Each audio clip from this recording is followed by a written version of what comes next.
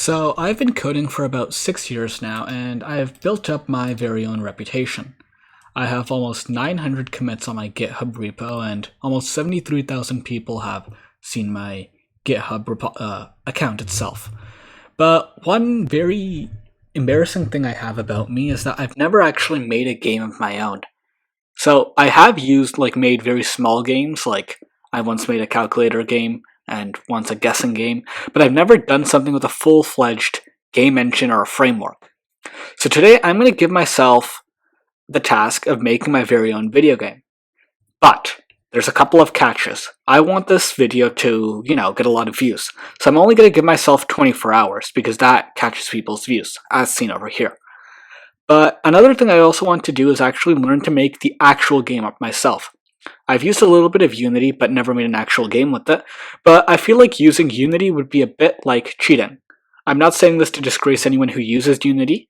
Using Unity is perfectly fine, but I want to first learn how to make a video game without a game engine, and then hop right into it. So, let's jump right into this video. Alright, so the first thing we're going to want to do is plan out our video game. So, when making a video game, we need to have two main skills, coding and the planning itself. Both are equally important. However, I have neither of those skills. But that's why we're going to simply copy off one of the most iconic and easiest games of all times. This is called card-jitsu. Card-jitsu was a sub-game inside of Club Penguin before it died, rest in peace. And the rules of it are pretty simple. You have cards with elements. I'm actually going to I made this diagram here, I just want to show it to you guys. So, each person is given X number of cards. It's usually between 3 and 10. But because I'm going to make an easier version of this, I'm just going to use 3. So of these 3, you're given several different elements. You're given ice, water, and fire. Each are complements of each other, like fire beats ice, ice beats water, water beats fire. I don't know how ice beats fire, but it does somehow. Each card also has a value, so one might have a damage of 5, one might have a damage of 3, one might have a damage of 10. So the damage thing itself only matters if your enemy or your opponent and you have the same value.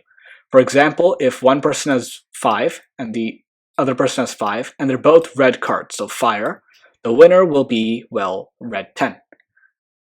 Okay? The way I'm going to make this is that I'm going to use the random library to randomly generate the element and the power for the enemy. And I'm also going to have 3 cards of each element, and they're going to be randomly generated with a number, which is going to be its power. So let's get started with coding and picking out our library. So I decided to go with LibGDX, which is a Java framework that helps you make games. It's based off of OpenGL, and it's cross-platform. So you guys might be wondering, why did you choose Java? So originally I wasn't going to go with Java, I was thinking of C++ or C#.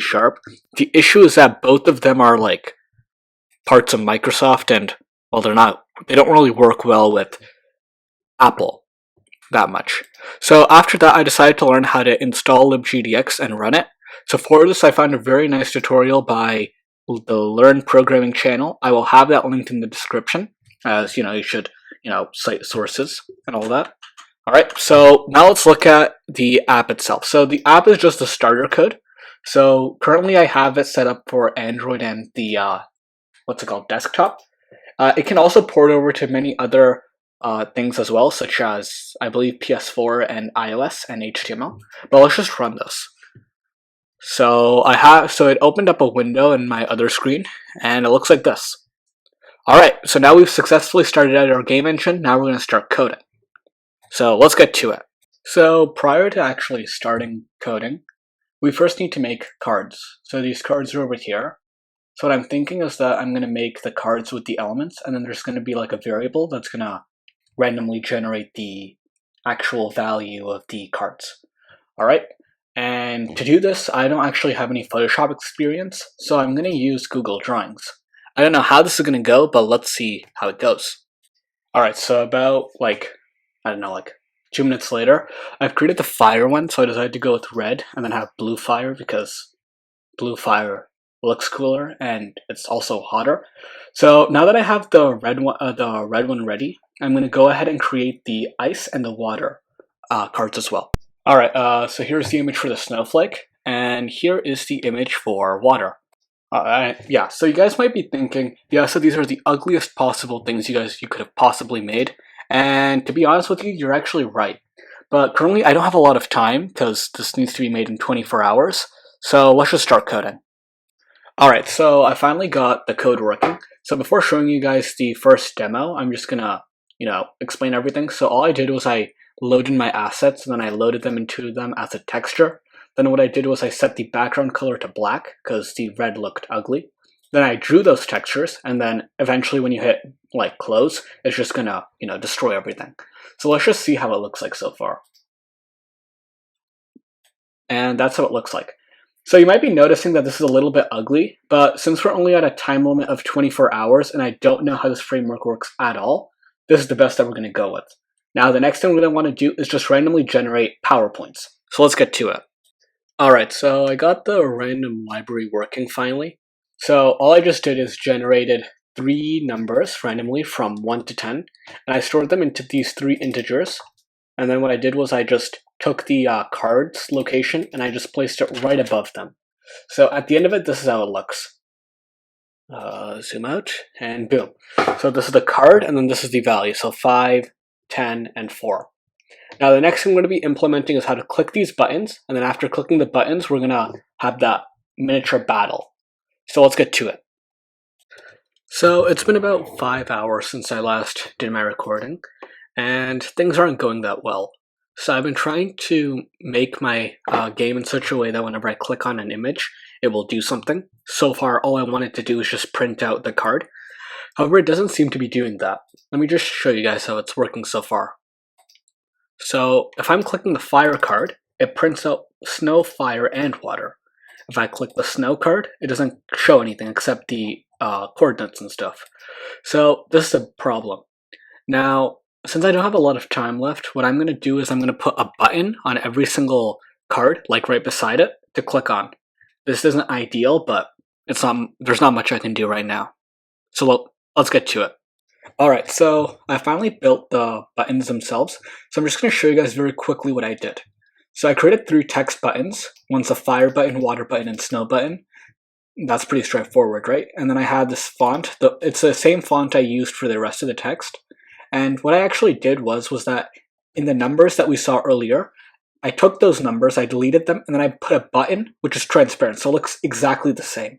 And then once, the fire one is clicked, or the snow one is clicked, or the water one is clicked, it's going to print out its respective element. I'm just doing this just to check if the buttons work. So let me just show you guys how they work. So click play, it loads, water, snow, and fire. Perfect. Now we can actually start the main game logic and get this project over with. Alright, so the game logic is all done. So let me just jump in and show you guys how that works. So we first just randomly generate it, and then I have this small function over here. And I know this isn't exactly the most ideal way to code, but I'm on a time limit here, guys, so yeah. Here's the demonstration, by the way. So I run this. Alright, and we go over here, right? So we have 3 cards. Each of these we can pick, right? So I'm going to pick the fire card, and it tells me if I won or lost.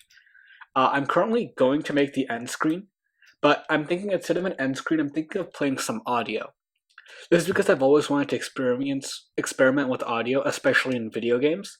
I know I've used audio before, but I feel like it's not a video game until there's some music or some noise. So let's implement some audio.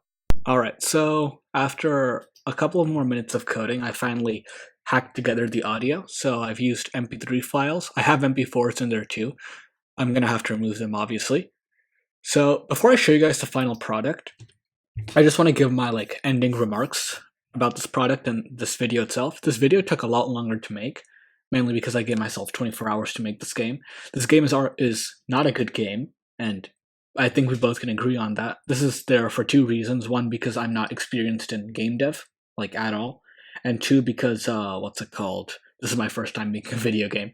But regardless, I had a fun time using LibGDX. Some things about it were a bit difficult. I would rate it roughly 6 or 7 out of 10. But that's only right now. So let's actually look at the game now, and yeah, and then I'm just gonna end the video. So we're just gonna hit enter, and we have the start game. So we have 3 cards, 9, 9, and 3. So I'm gonna go with the snow card. What the hell?